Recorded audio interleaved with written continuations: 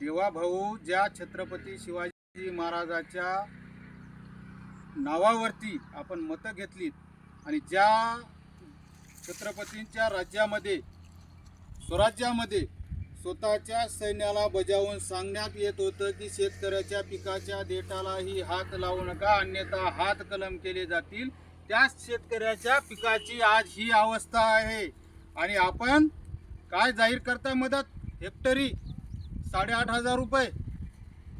शेतकऱ्याच्या तुम्ही दिलेल्या मदतीतून त्याचा खर्चही निघणार नाही. आज एका एकर सोयाबीनचा खर्च जर सगळा लावला तर एकरी 20,000 रुपये खर्च यायला.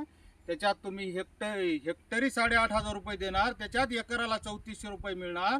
ज्याच्या पिकाच्या भरोशावर त्याचं पूर्ण वर्षभराचं नियोजन ज्या शेतकऱ्याचं होतं, आज ते सगळं नियोजन कोलमडलं गेलेलं आहे. कारण या पिकावर त्याचे पूर्ण स्वप्न होती, येणार शेतकऱ्याची पूर्ण स्वप्न ज्या पिकावरती अवलंबून होती, ते पिकच आज नाही तर त्याला शेतकऱ्याला उभं करायचं. आज जगाचा पोशिंदाच जगला नाही तर काय खाणार तुम्ही? ढेकळं, प्लास्टिकचा गहू आणि प्लास्टिकचे तांदूळ.